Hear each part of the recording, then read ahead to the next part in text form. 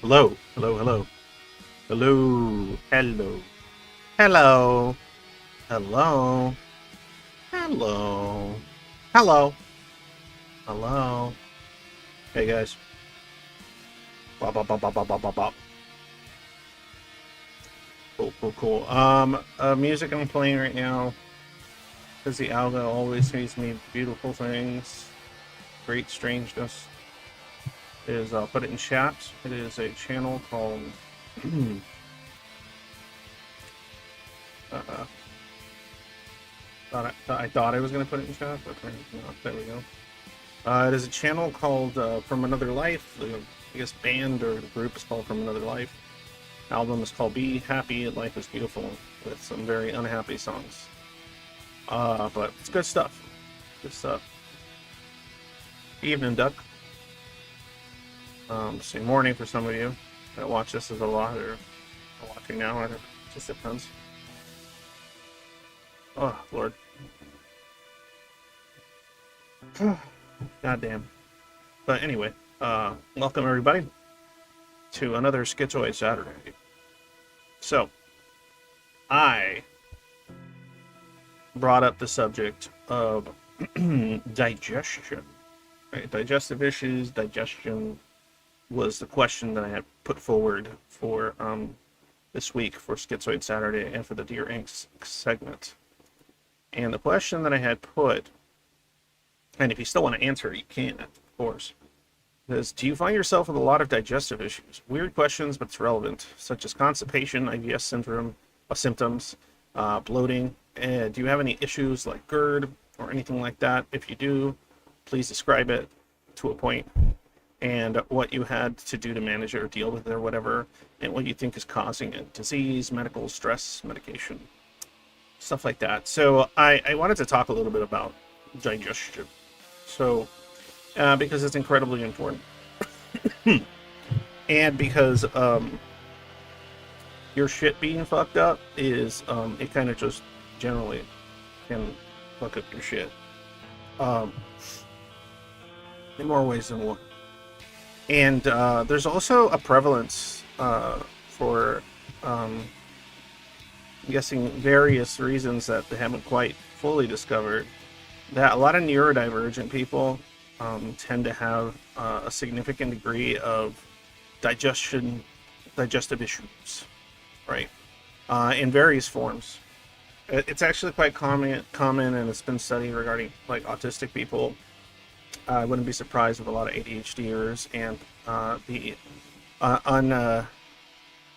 unofficial schizospectrum people have similar.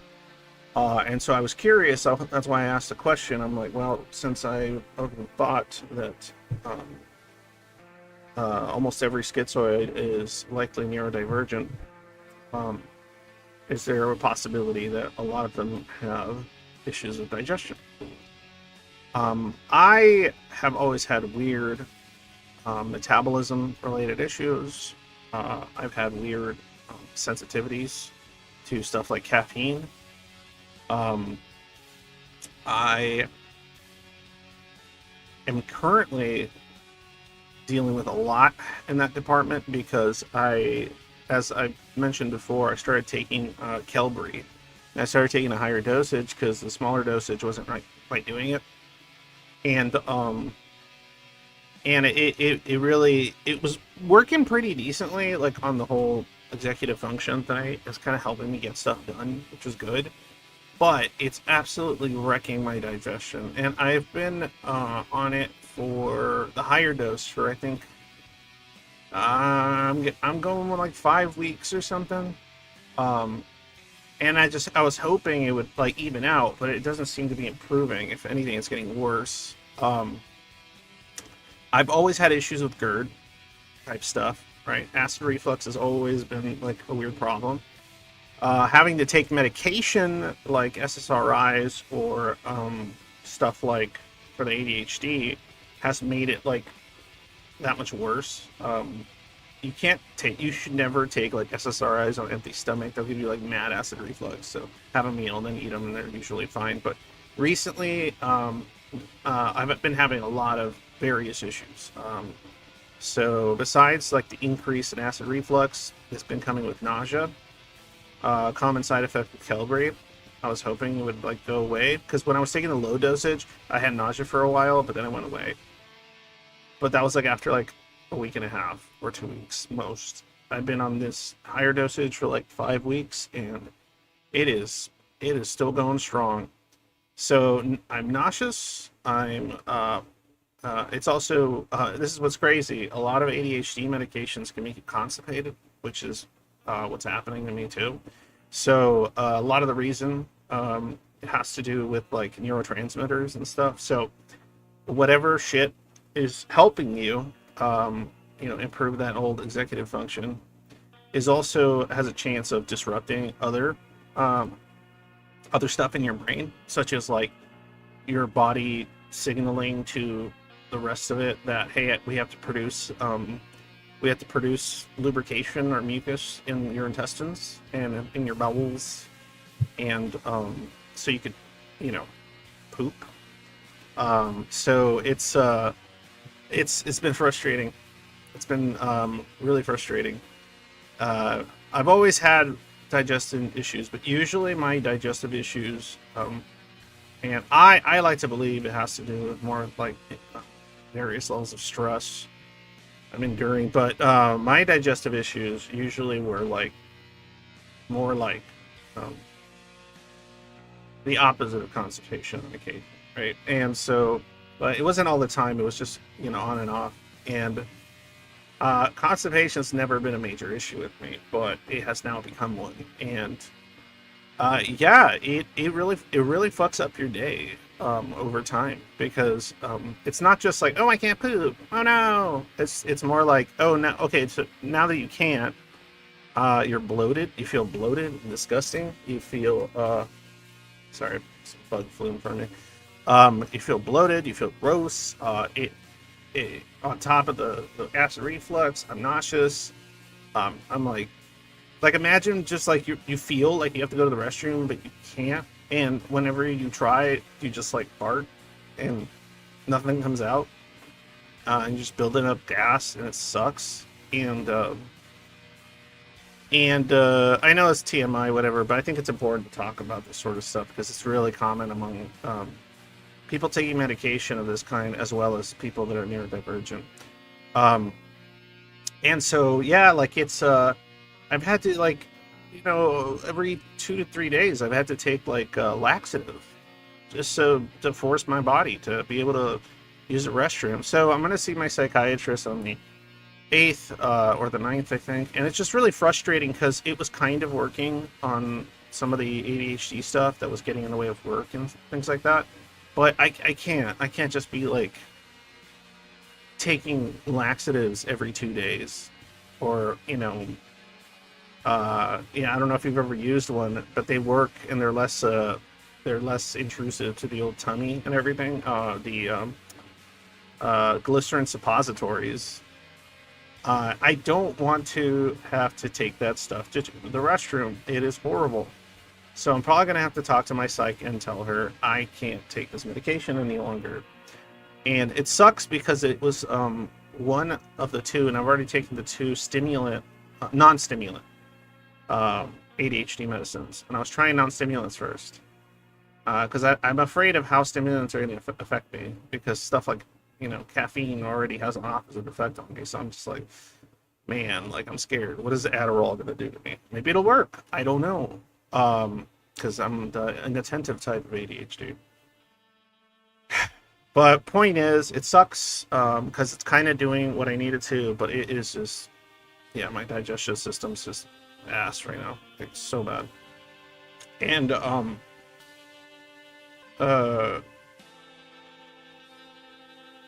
but yeah. And so I asked that question, and I wanted to see which Zoids might submit it. I figure Schizoids probably, like, they're probably more comfortable with, like, admitting something about their digestive problems than they are, like, talking about, like, something important to them, like, internally. So I was just curious to see if I could get some. I got a few submissions. I wish I'd gotten more, but I got a few. Um, and it's also something that I've seen mentioned on the server. I've seen people I know mention that, like, they have, like, weird digestive problems. I wonder how much of it is just the stress of being neurodivergent, the stress of dealing with schizoid symptoms too. Um, like, all that stress, all that kind of feelings of disassociation and shit like that. Like, I don't know, I mean, I can't imagine if taking a pill, right? In my case, if taking an ADHD medicine is absolutely messing with my digestive system, I can't see why, like, some aspects of neurodivergence plus stress wouldn't have some kind of significant impact. I know for a lot of autistic people, one of the other issues too is they can't, like, they have and shadow falls the one that taught me this word. They have a lot. They have very poor introspection, not introspection, but interospection, which is like being in tune with your, like, physical body, knowing what it needs, like when are you hungry, when you have to use the restroom, when you have to pee, and, like, until it's, like, really bad, they might not notice the feeling or, like, not recognize that it's because of something they can do. Right? It's like, Mom, my stomach hurts. I don't like this, but it doesn't really click. Like, oh, I have to go poop. Like, it doesn't, like, it's a lot harder for it to click. Or it's like, oh, my stomach hurts, and it's like, oh, I haven't eaten in like 10 hours. I just kind of, like, lost track of time. So that's a common issue with a lot of autists. I'd imagine it's probably a pretty common issue with a lot of, like, just people that are pretty disassociated, but also a lot of schizo-spec people too, because, like, if you're floating in the ether, thinking your internal world's in the thinking land of the ether, in whatever way, then yeah, it's kind of like it'll detach you from your body a lot. You won't be paying attention to how your sleep schedule is, or a variety of issues, right? So all that combined, I can imagine, will set upon you the wolves of the gut. But that's enough about me. I'm hoping getting taken off this ADHD med, and then I'm gonna have to taper it though, because it's probably gonna have withdrawals, which I'm not looking forward to. But I'm just disappointed because it was kind of working on some departments, but yeah, can't just be gassy and bloated 24/7. It's horrible. All right, so let me get started on the questions that are available. If anybody wants to jump on and talk about, they don't care and they're down to talk about their issues, or digestive issues, or experiences on the VC, you can join me on the Annex section, which is the AIMS live stream. You're more than welcome to join and talk about it or whatever you want.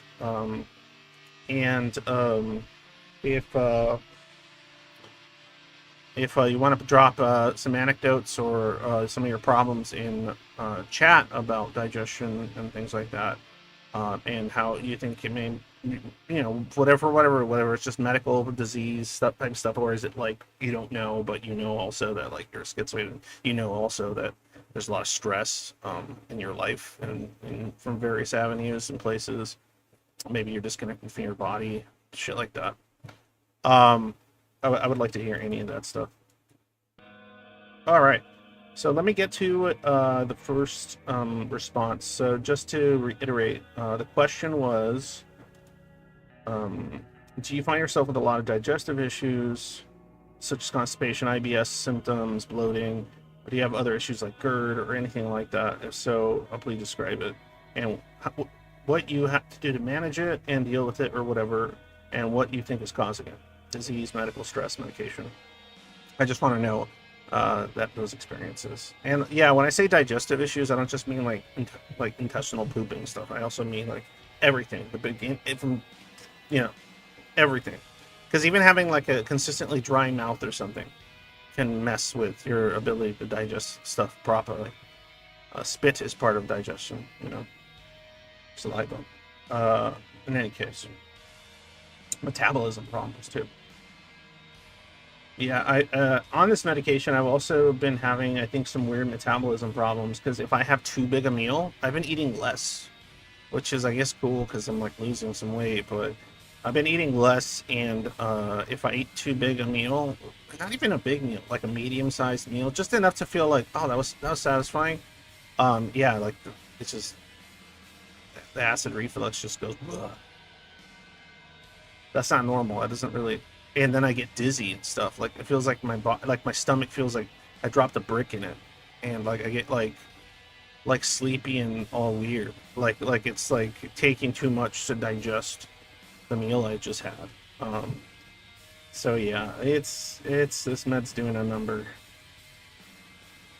I wish I had more of the lower milligrams because I would just start tapering down now, but I don't. All I have is the higher, and I'm not willing to risk just going full turkey on this shit. Last thing I need is like fucking seizure or something. All right, here we go.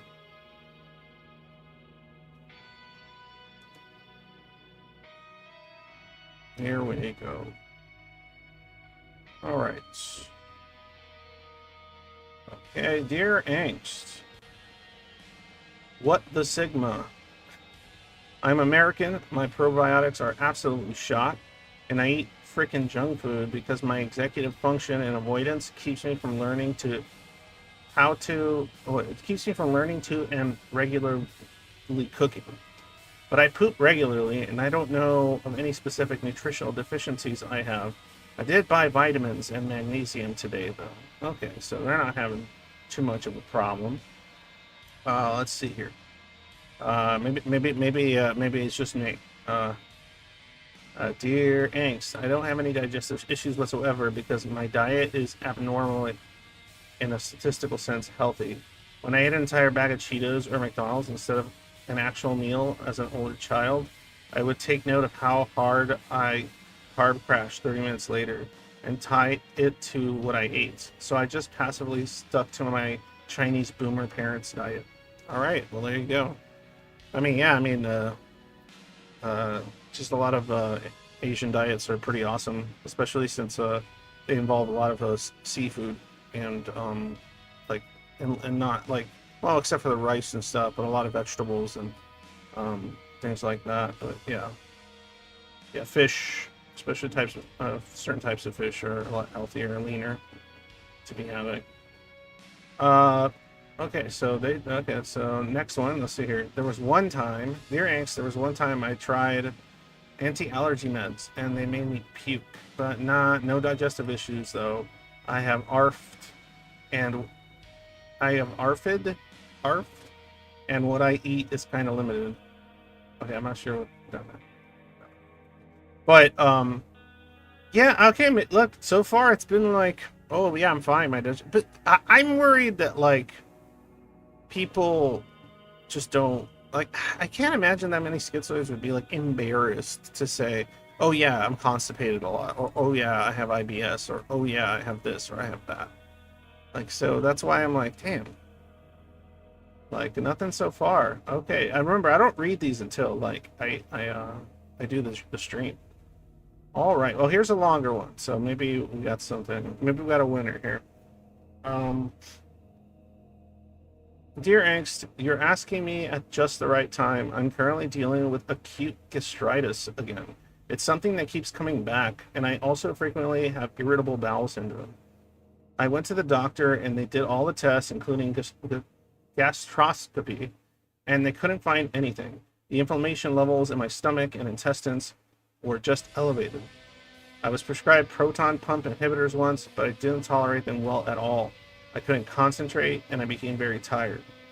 I've noticed that I also have digestive issues and acid reflux when combined with a lack of sleep and tension in the back of my neck and back. Actually, that's pretty crazy, yeah.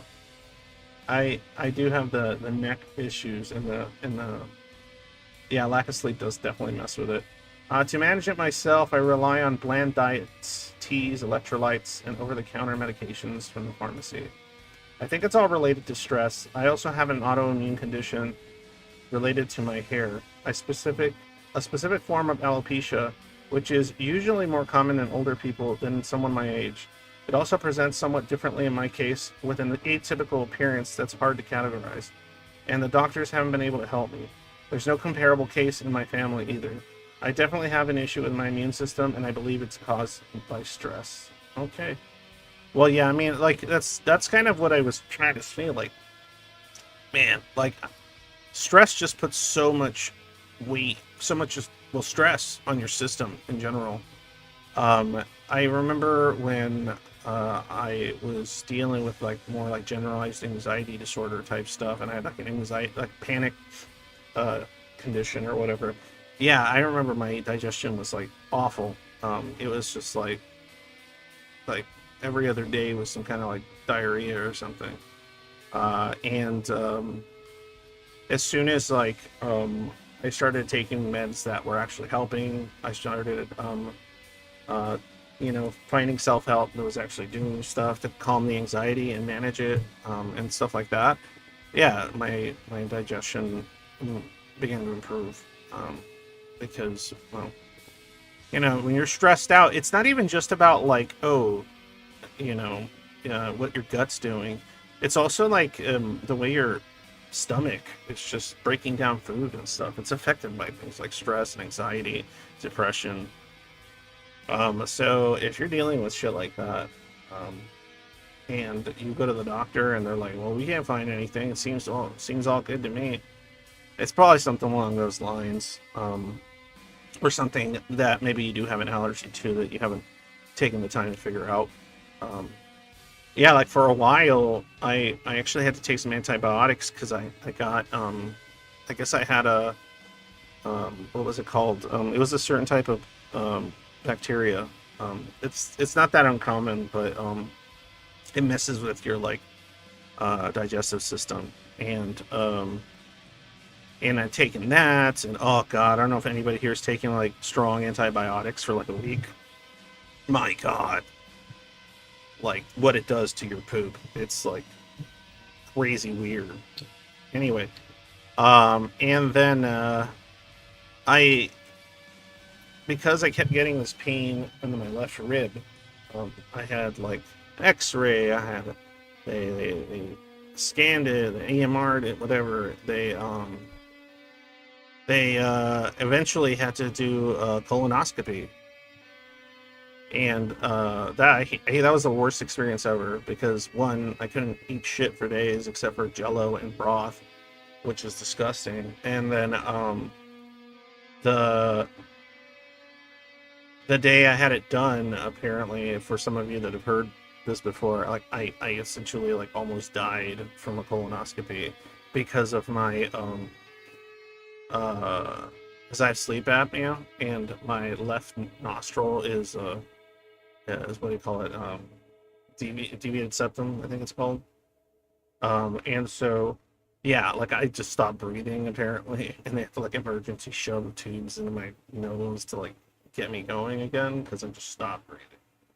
So that would have been bad if they didn't do something about it in time, or if I had losing oxygen to the old noggin or something. Um, so yeah, they did all that and nothing. Like all I said was, oh, it looks like you're pretty clear.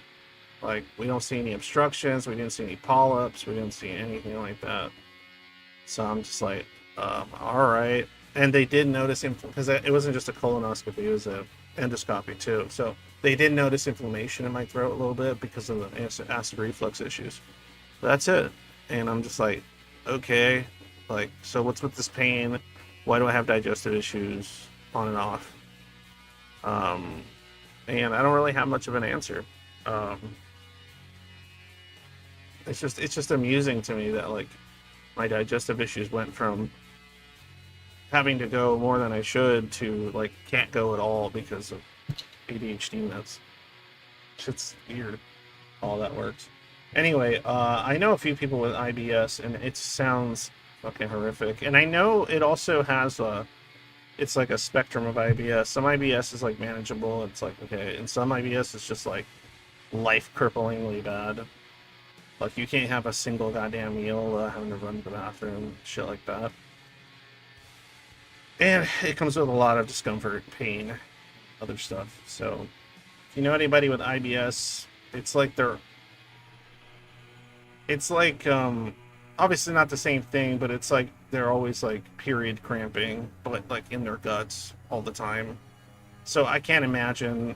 And IBS is usually like more common in women too, from what I understand. So I can't imagine dealing with something like that. Plus, like menstrual issues. Like, Jesus Christ, that is. I sympathize. Let me see here. All right, so next one. Dear Angst, I've been diagnosed with ulcerative colitis. It started when I was working a stressful job. It's under control now with a proper diet and medication, but it sometimes flares up when I'm stressed out for few weeks at a time. Having to constantly need to go to the bathroom makes me want to leave the house even less than usual. Yeah. Yeah, there you go. More stress, more stress, more stress.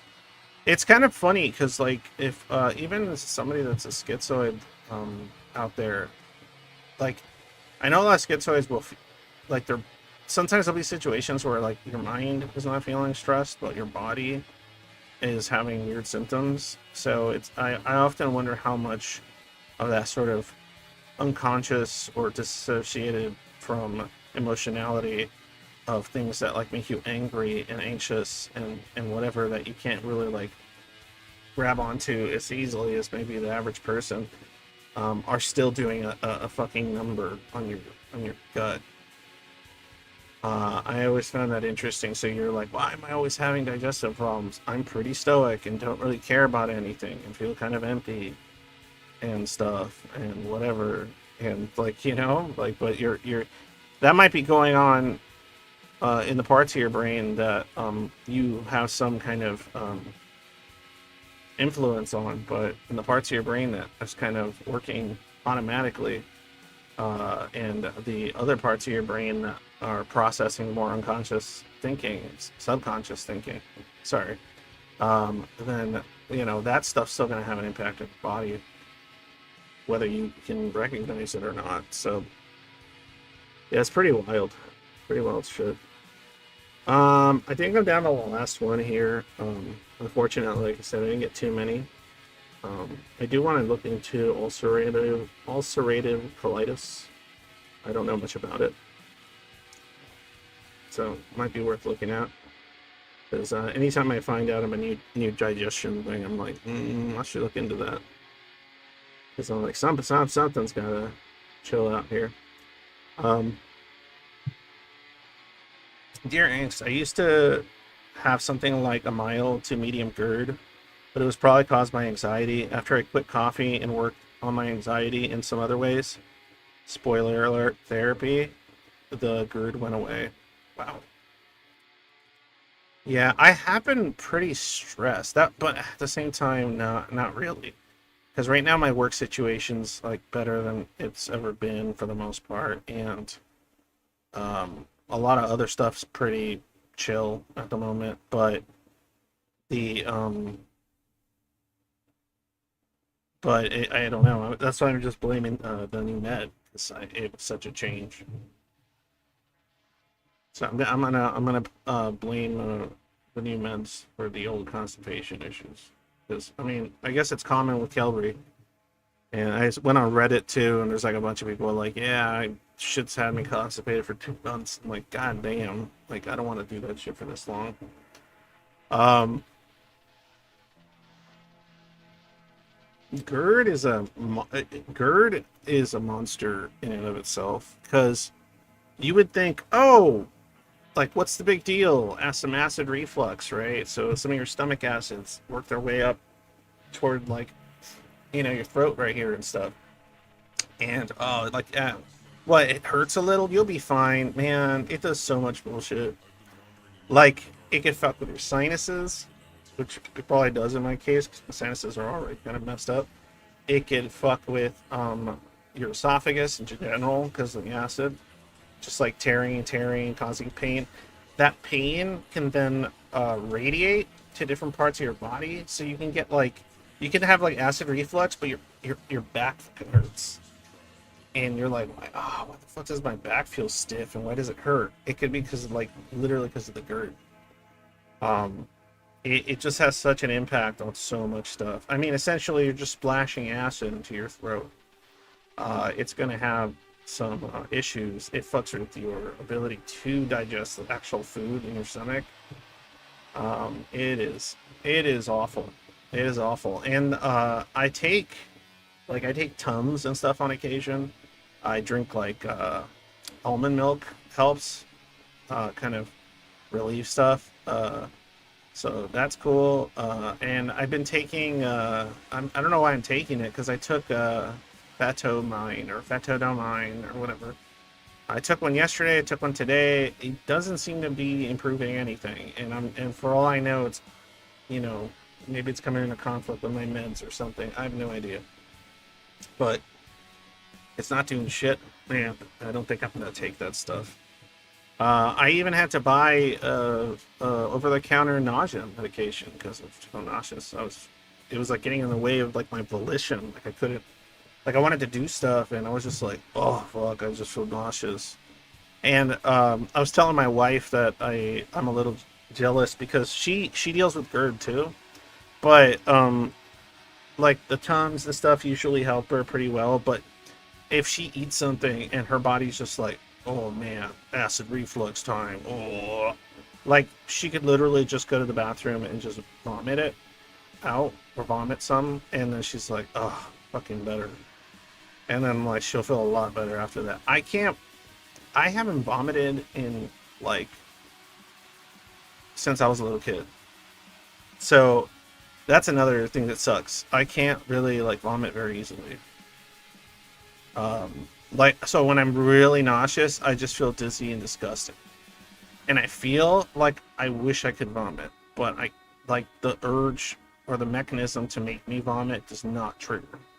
Like I don't get the like I don't get that. Like it's just sitting there, just melting and nausea. Fucking worst, man.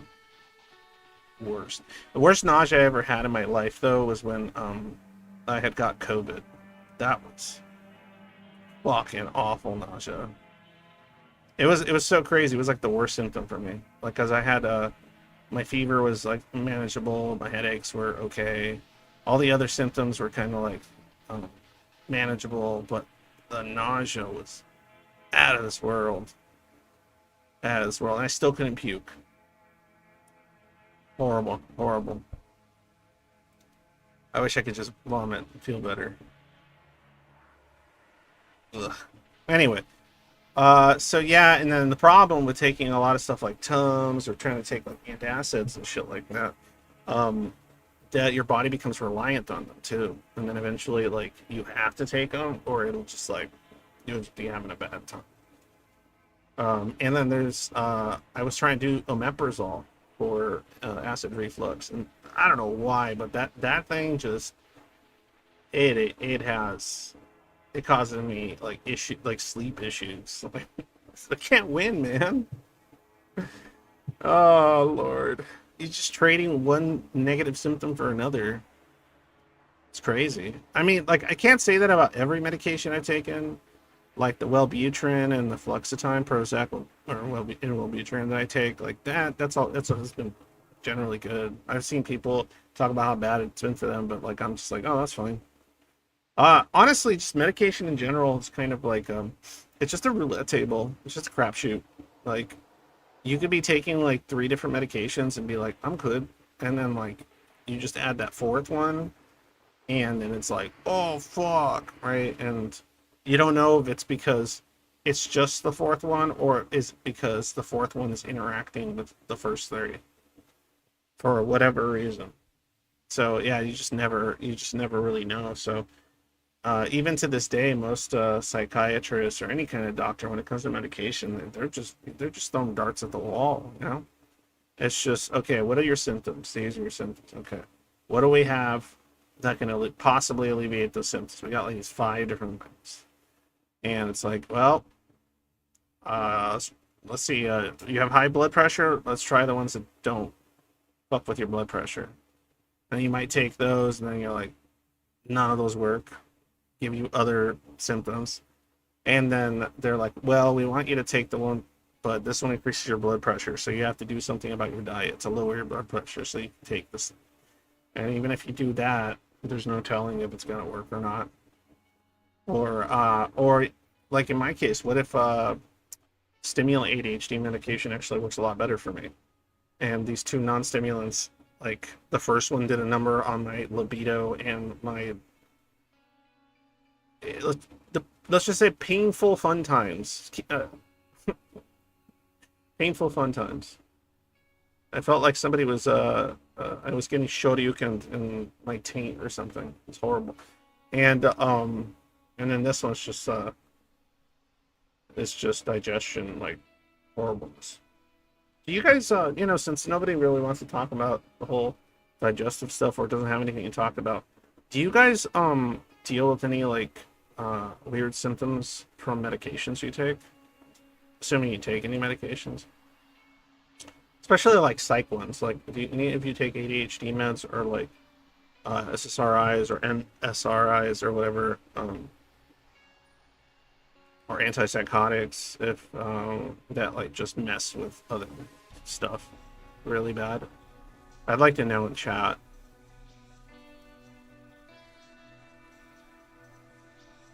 Or are you guys all just like clean as a whistle? Everything's going smooth, pooping regularly, no digestion issues, no weird night terrors, no twitching. You know, none of that shit. Your meds are just working pristine. The worst side effects I got was that I almost passed out because I felt so weak and puked my guts out all of a sudden. Wow, that's a rough one. What was that on? Luckily, I'm surrounded by nurses. What was that med? Which med was that? Curious now.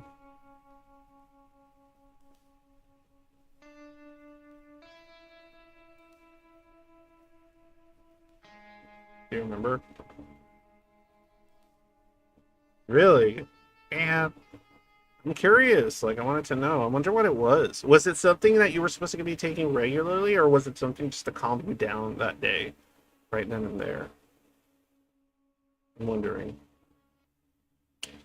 Because, like, I know, like, there are some, like, sedatives and shit like that that, are more meant to, like, give it to somebody that's, like, just is freaking out and wants to jump off a bridge or something. Other stuff that's more like, oh, take this, it'll start working in 8 weeks. How long were you taking it before you've taken like 100 different medications? Holy shit. Are they all for like psych stuff? Yeah, it was supposed to be a regular medication. I think it was something for depression, psychotic symptoms. Psychotic symptoms? Huh. That's interesting. I didn't think they would have given you any antipsychotics, Melee. You've never told me any stories that would qualify for antipsychotics. That's pretty up there. Oh, they tried. They tried all kinds of stuff. Oof. All right, well, no wonder you're not a fan of that stuff anymore. Ah, man.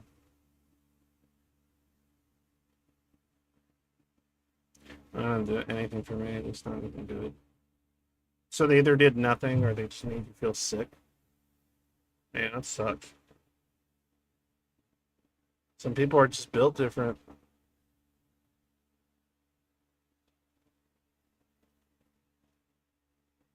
Just playing BG3 is better medication for you, Mila. But it's actually helps your mental health just to play BG3.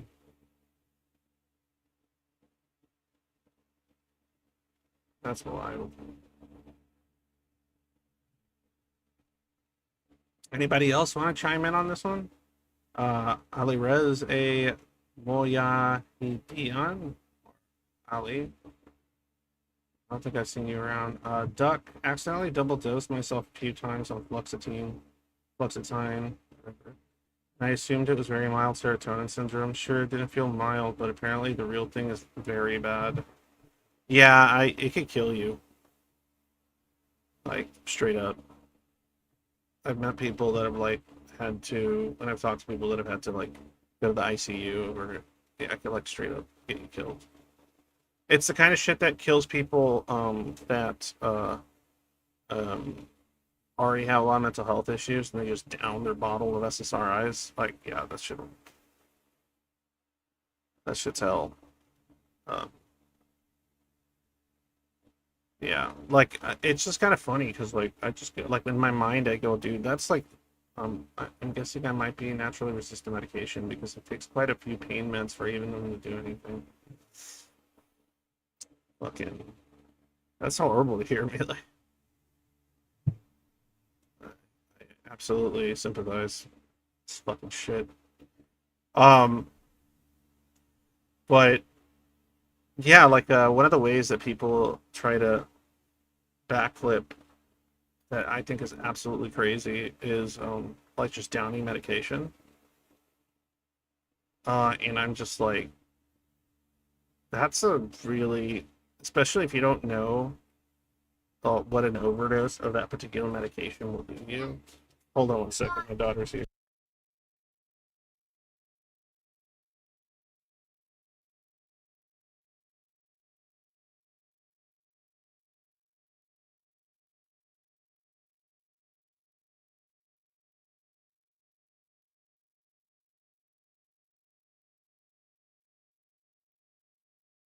Yeah, my 4-year-old. She just, there's no telling her, don't come in here. She just kind of barges in. Um, and music's gone. What's up with that? Let's get that back on. Let's do another one by the same artist. This was called From Another Life. Oh, it's the same From Another Life, but it's called You're Back Home, and I'm still rotting here. Nice. Put that in the pretty cool tunes, honestly. Alco always feeding me like niche music and weird shit because of what I click on and subscribe to. You want an awesome algo? Just don't sub almost at all to any like big channels. Just sub to like random weird shit that pops up. Even if it's like random weird shit you don't care about. Like say the algo's like, oh, here's a 200 sub channel that's like, it's just videos of like some guy like filming bugs or something.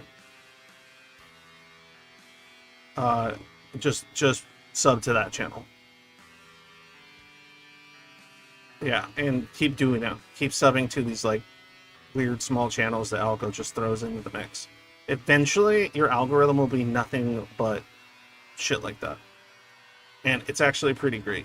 I've been enjoying it thoroughly. It's been like giving me like some of the coolest shit I've ever found on YouTube because of it. Just realized Silent Hill 2 remake is coming out in a few days. Yeah, yeah. I won't be playing it until like probably like 2 years from now or something. I'm gonna wait till it's all good and done and cheaper, and I'm never in a rush to play like the newest thing. I'm just like, whatever. There's like I got such a backlog of games. 70 is crazy. Hell yeah, it's crazy. I'm not paying no 70 fucking dollars. Your goddamn mind. Like, it looks good. I'm not paying $70. Crazy. I'm just gonna wait till it's on like a Steam sale in 2 years. But yeah, like I had like a giant backlog of indie games and stuff. Like, so god, I haven't even played Iron Lung. I would be down to like, because I was thinking about it on Thursdays. I'd rather just because nobody seems to like Head Empty Thursdays. No one shows up. No one like suggests stuff or says much of anything. There's only one guy who really does, and he kind of ran out of stuff, and I end up just doing just solo rambling the whole time, and I'm just like, and it's boring. I'm not having a good time. So, and I don't think anybody else listening is having much of a good time. There's been occasions where we get lucky and some cool topic comes up and then we have a really interesting discussion, but it's really rare. Most of the time it just fucking fizzles out and nothing really happens. Or it just turns into some weird goofy clusterfuck where I'm just like, I get all like absurdist, and my humor just gets progressively more absurdist and nihilistic and insane, and I start saying like absolutely bad shit stuff that people could probably cancel me or something for. But yeah, I want to play video games on stream. I like doing that. It's just nobody gives a shit. I like playing games and just commenting on them. I do that like in my head already. It's just the difference would be I used to be saying loud, and it could be entertaining. And I might just start doing that on Thursdays, because Head Empty Thursdays it's not really working. The whole gimmick of it was like you guys like come and drop topics on me and then I discuss them, but it almost never happens. And I'm asking fucking Schizoids to fucking produce something for me. Like they just want to lurk and watch. Let me see here. Oh yeah, I know. I'm sure you have a lot, but I probably played a lot of them or already own a lot of them. Like, because like I'm super into that kind of shit myself. So, but it'd be cool. I'm sure you know quite a few. Yeah, like I would be so down. And then I'd be down for like people that want me to play a certain game on stream to be like, oh, here, Angst, I'll buy it for you. Play it this next, Thursday. I'd be like, okay. I'll play it, especially if it's like weird indie horror and like weird, those weird like $4 games like, that you can beat in like 8 hours and shit. Like sometimes I'm cool with that, and it doesn't have to be horror. It could be like science fiction or other weird shit, or anything you might think I think is cool. I think I might just start doing that on Thursday. I've been like wanting to do Thursday stream like less and less because I'm just like, well, it's just gonna be fucking boring for everybody, including me. And the point of doing Thursdays, yeah, Night in the Woods, I didn't like them. I played. Are you talking about? Are those point and click adventure games? Like, am I thinking of the right thing? Or Dark Woods? I don't know. Maybe I'm mixing it up with something. There was like some kind of game that was like a weird point and click adventure, and there was like 2 or 3 of them. And fucking boring, man. But I don't think I'm thinking it is. If you like it, it's probably not that, because those are boring shit. Games in oh, you play as a cat. Oh, that sounds cool already. Games and media isn't a bad idea for Thursdays. I like the Head Empty combos still, and maybe people get some chat going. You can still riff on that as it happens. I never played Night in the Woods. Yeah, I played a lot of weird stuff. A lot of those are like horror indie games, like they don't have like achievements or anything, so you just kind of play through them and then you're like, even if it's good, it's like, oh, I beat it. I am when it comes to games I actually like, and like if I play a game and I'm like, I like this and respect the art, I'll be complete achievement whore about it. Yeah, I don't care. I give a shit. They're fun to do. Sort of fun. Fun's a strong word, right? More like a good time waster. Super cozy, but also deals with some deeper stuff. One of my favorite games. All right, cool, very cool. So yeah, I'd be down to like try different games on Thursdays or whatever. A lot of indie horror stuff. I used to do that way back, and nobody watched, so I thought, oh, this is dumb. But nobody's watching anyway, so I might as well do something that I think is fun to do on Thursdays. And we could save the big old conversations for Saturdays and Tuesdays. Trust me, if like this was like something I could just do full time, I'd be streaming like every night. But yeah, I'm too tired. I'm too tired to be able to do more than 3 even with 3, I'm like stretching my limits here. But I also felt a little bit like, not that I had to. Nah, I never felt like I had to. I felt compelled to at least do 3 streams a week because I wasn't putting out, especially over the summer, I wasn't putting out any content like at all. And that's going to change soon. I plan on doing more interviews, schizoid interviews, and schizoid quests. And I already got some offers from people that want to do them. So that's pretty awesome. So you guys are going to get more interviews about the lives of various schizoids through their own lived experience, while I ask them questions and chat with them about what they deal with and stuff, and how they experience it, perceive it, things like that. So it could be pretty relatable and interesting for those of you that are looking for that kind of thing. And it won't be just me. Also, I've been like, I got really, the summer, like I said, summer just fucks me up, but I've been just extra depressed about the fact that I've like tried to reach out to various like professionals and stuff, and it's just a lot of like, it's just a lot of run around, empty promises, and just shit like that. It's just like a big waste of time sometimes.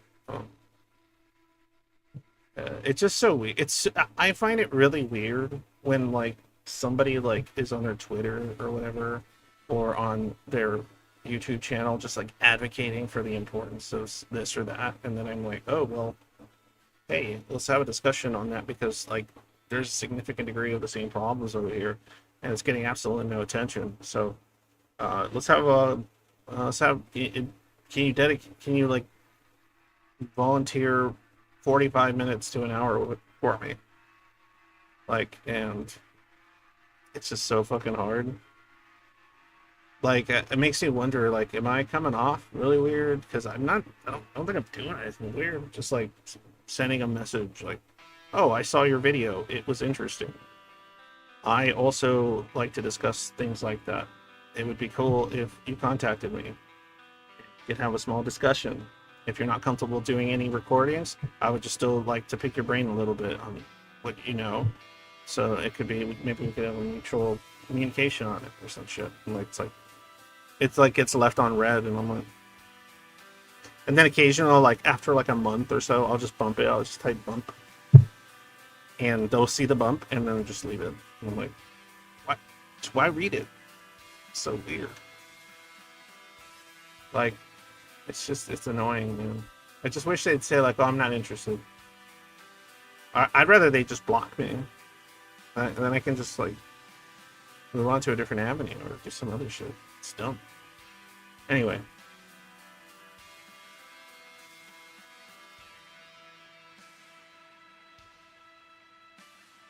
It's funny, I haven't been running out of subjects to talk about. It's just that I've been running out of subjects that I would assume or could make the assumption that might be interesting or useful to discuss. Because subjects themselves are endless cacophony of just subject matter screaming in my face all the time.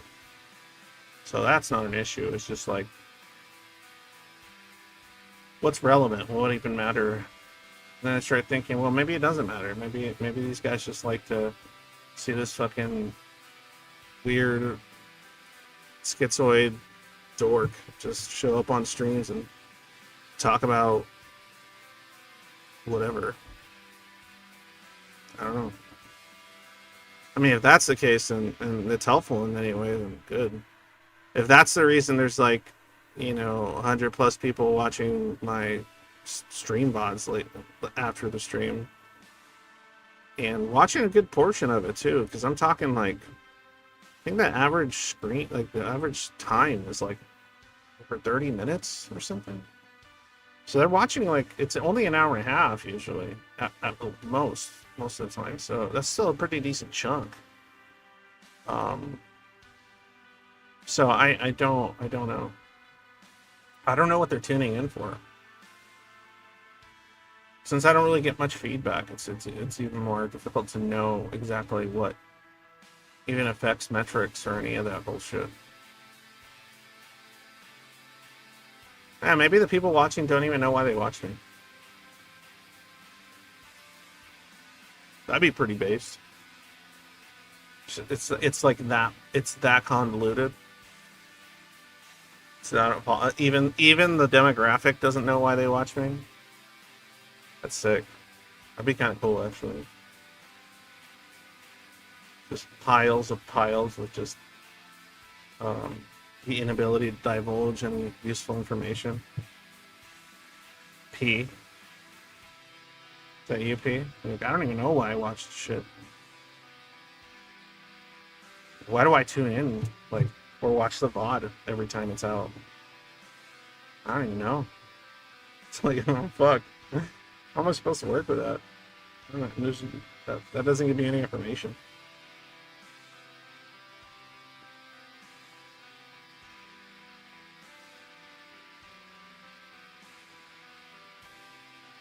So I'm getting distracted.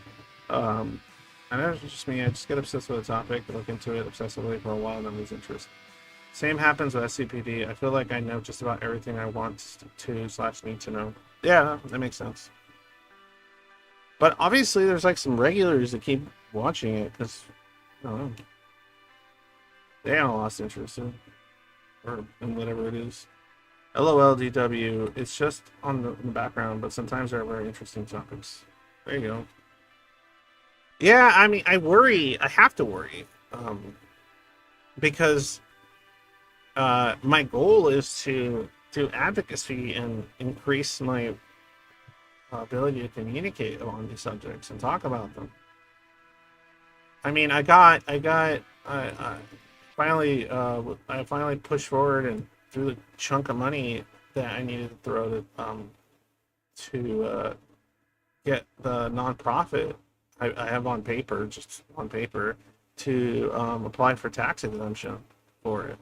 So that way, that thing can have its own separate bank account, and I could start actually having a link or a thing to tell people like, hey, if you want to contribute to this and build a website, all this stuff, and it's going to be a nonprofit that there's a variety of things I would like to do, but most of it revolves around helping individual schizoids with maybe being able to afford some kind of like therapy that could be effective or useful, because there are a lot of more experimental forms of stuff. It doesn't have to. It's not all CBT, which I think it doesn't. I think that shit only works for very specific things like anxiety and depression. For a schizoid, you're not gonna treat schizoid PD with fucking CBT. This shit ain't happening. And also like eventually, if I can get enough money in the future, I don't know, it would be to fund research or pay for shit to get some of the ball rolling on some of this stuff because it's so goddamn important. So yeah, there's a lot of stuff that a lot of idealist bullshit that I'm stuck believing I can accomplish. But if I can't figure out just how to like increase my viewership or my yeah, it's not gonna really do much for the more important stuff than my channel, because I'm not gonna like it's not gonna be the Schizoid Angst fucking nonprofit. That's gonna be its own thing. That's gonna be under, not a pseudonym. It's gonna be a real fucking thing. So, and it's not gonna be like, if I have a website for it, it's not gonna be like all angsty. It's not gonna just be about my aesthetic or whatever. That's my channel. That shit's gonna be all. Hopefully, it'll just be all nice and clean. It has to be. That's the problem. Stuff like that has to be corpo friendly. Like, you have to look clean. You have to like be able to attract the boomers and stuff that like have money to like listen to you guys and be like, hey, can you throw a few G's this way? Because of this reason, and then they can write that shit off on their taxes. Convincing them that you should be the thing they should throw money at so that um, they can write that off because they're gonna throw money at something for tax write-off reasons. But convincing them, hey, don't give it to like I don't know, a children's hospital. Give it to me. Give it to SCP, which is the name of the nonprofit. And yes, it is a little tongue in cheek calling it SCP, but it's streamlining cognitive partnerships. That is the name of it. Let me see here. Anything that you find helpful for anhedonia? For like to get rid of it, not really. Like, as in like when you're having an episode, and like even the stuff that you normally hold on a second.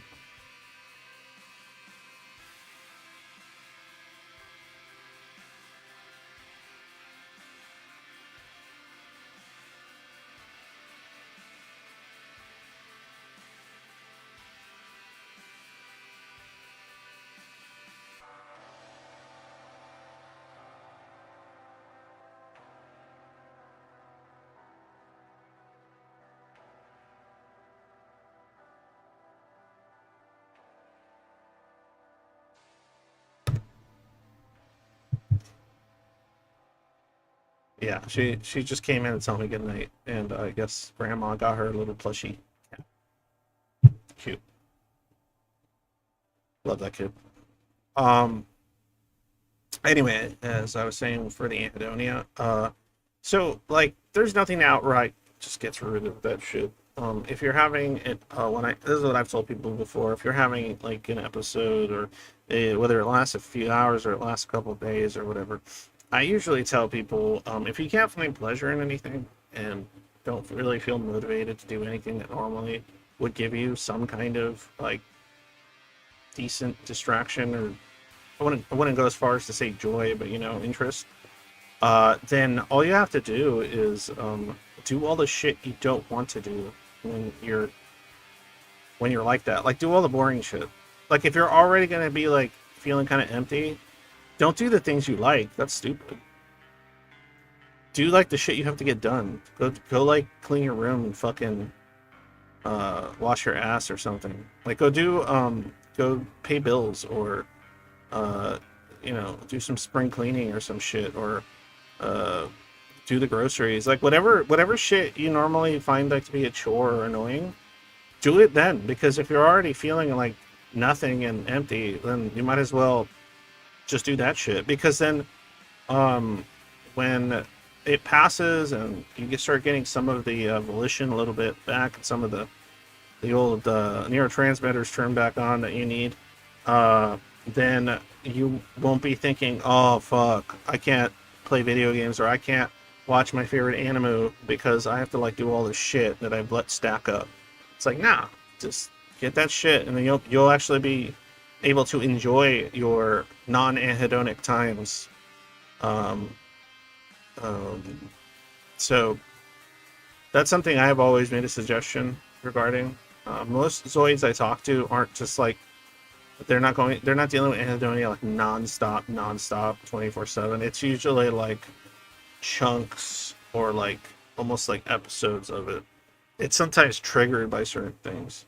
It's not like sometimes I think what it is. Oh yeah, no problem, arbitrary. Yeah, I'm realistic about this shit. Like, oh, go do some exercise. Like, oh, go touch grass. It'll get rid of your anhedonia. No, that's fucking stupid. Like, don't do the shit you like when you're feeling anhedonic, because that fucks you up more.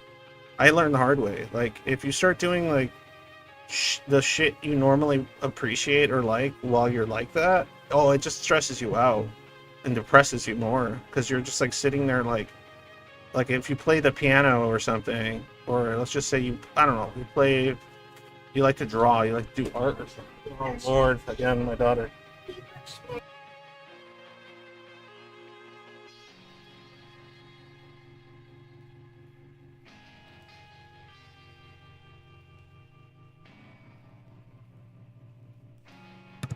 Lord almighty.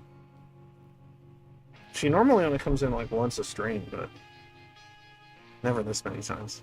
But what was I saying? Oh yeah. Like doing stuff you like when you're anhedonic, like it's like that. It's the shittiest feeling. Like let's just say you're reading a book series and you really like it, and you're actually like enjoying your time when you sit there and read it. And you're like, I'm vibing with this. I like this. This makes me feel calm. Like, and then like you're feeling hedonic and you're like, well, I don't want to do anything. Like I just nothing feels good. And you're like, oh, I might as well just sit and read, I guess, and read it. And the normal kind of like enjoyment you get out of reading that thing or whatever it is the activity is, it's just there's just nothing there. You're just gonna be like, oh no, like this fucking sucks. I want to actually enjoy something. Why can't I enjoy shit? Blah blah blah. And then you get stressed out. You get like more just despair. More despair. Yeah, you don't want that shit. You don't want despair. It's like, yeah, just that's I think one of the most practical way to deal with episodes of that kind. Just get shit done. You're not gonna feel shit anyway. You probably won't even feel annoyed. Just won't care. Shit done. I mean, working out might even work. You don't feel like going to the gym this week? Just go do it. You're not gonna feel shit anyway. Fucking go lift. Go learn a new recipe. So that way, when you don't feel hedonic and you know how to make it, you'll be happy because you spent the time learning how to come up with some new healthy dish or some shit. I don't know. So yeah. But as far as like overcoming it, like as far as things like that, I think the only way for those types of episodes, those types of things to sort of improve over time is to attack the source, which is like a lot of the emotional dysregulation and dissociation and stuff like that.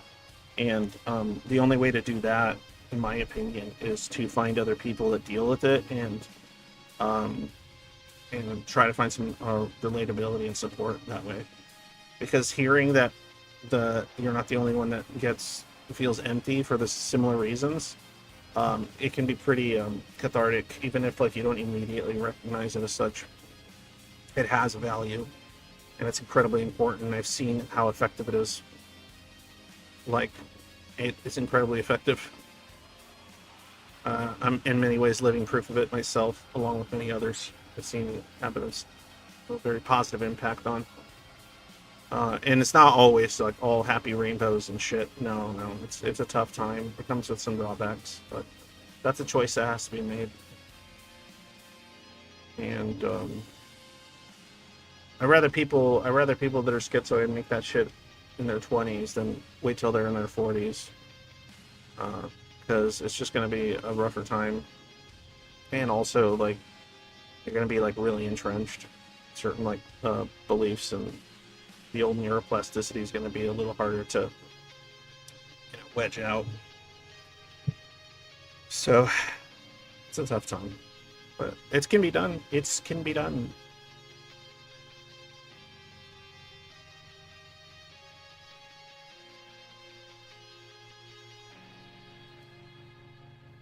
Oh, by the way, if anybody ever, I mentioned this before, but I haven't mentioned it in a long time.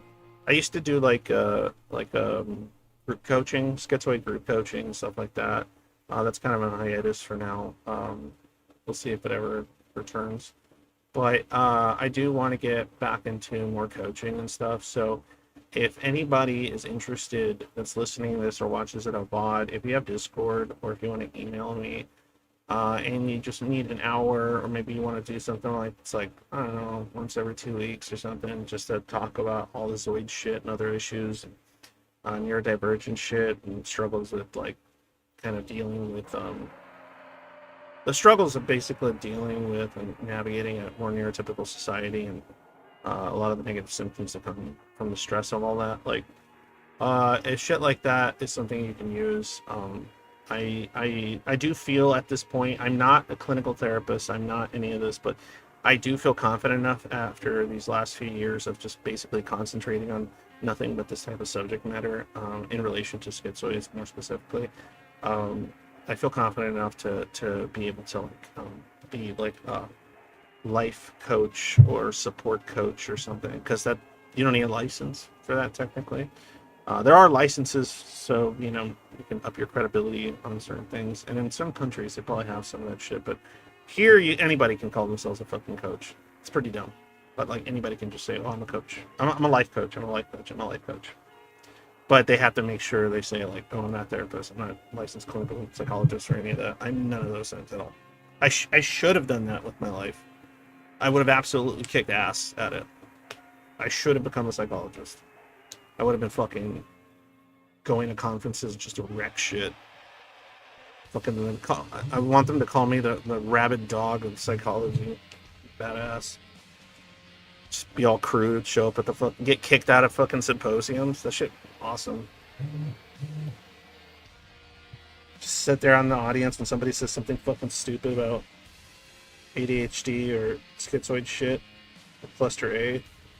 Just fucking look up and just be like, I call bullshit. They're like, you can't talk like that here.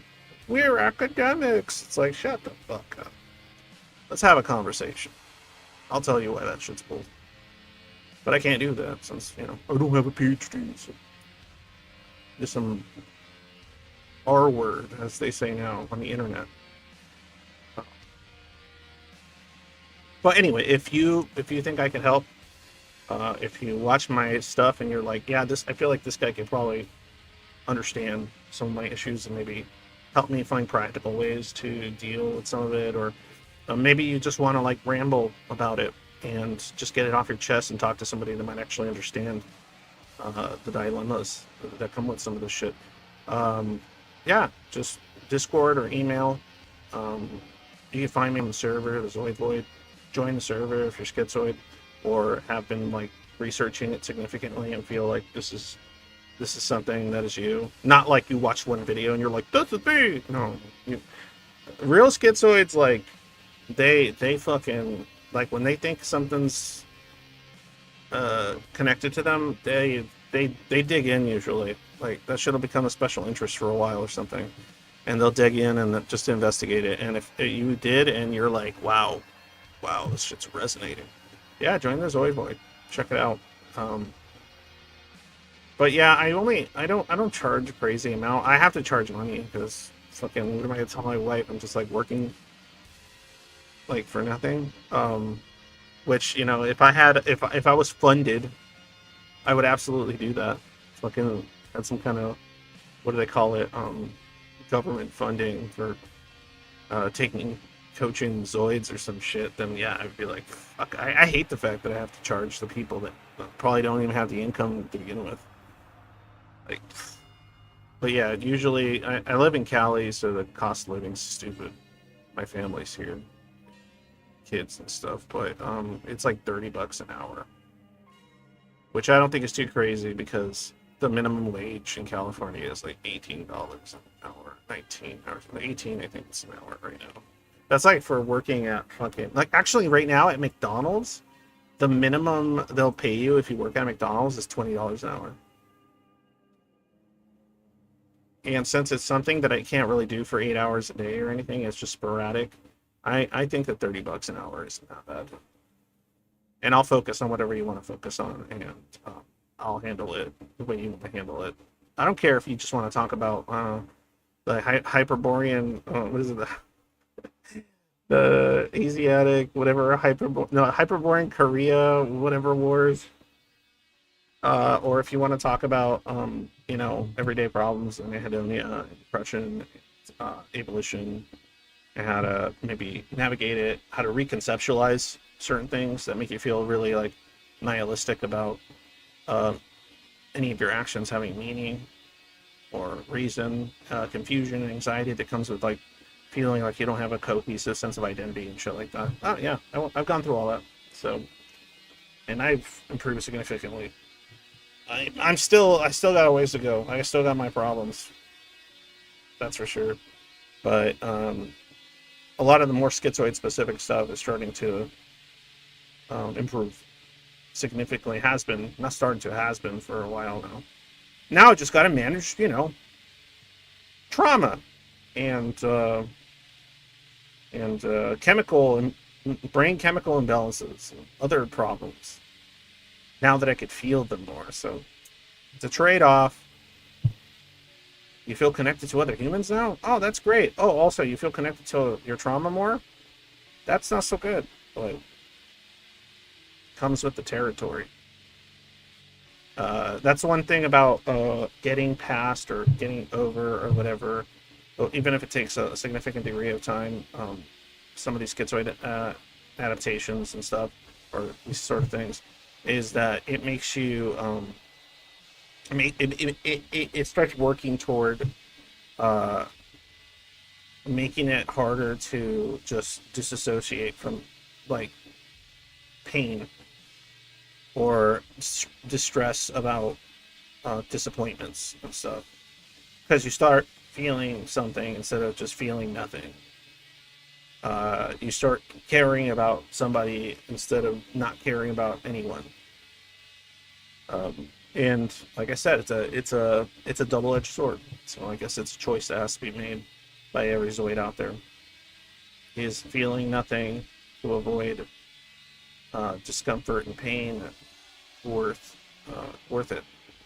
And if you don't think so, then you have to work toward starting to feel something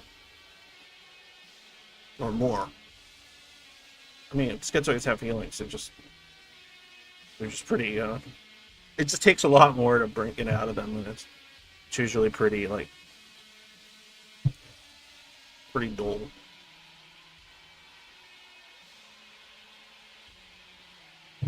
Anyway, all right, guys. Well, thanks a lot for being here today. Thanks for listening. Thanks for being here for listening to Schizoid Saturday. And I think I'm going to start doing that Thursday thing. I think I'm just going to just game on Thursdays. Weird shit.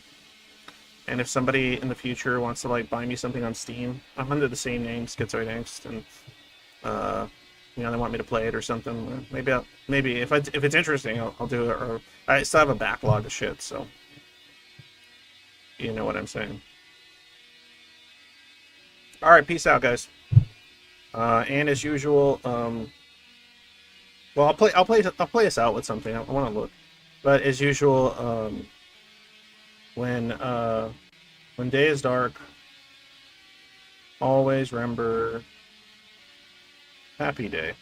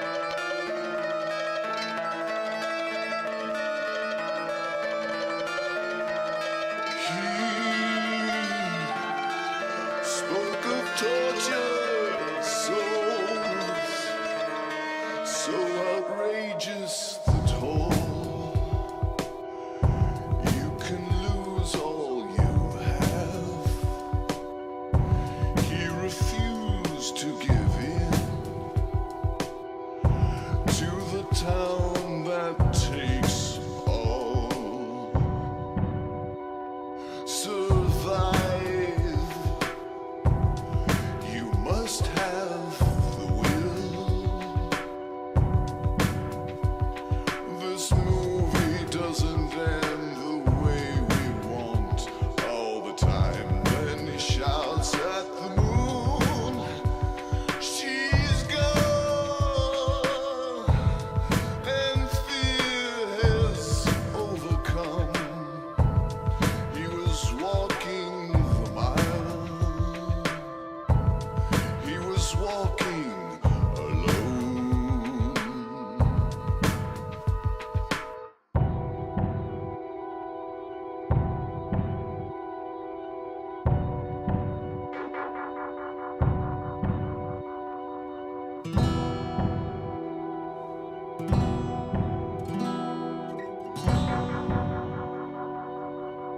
So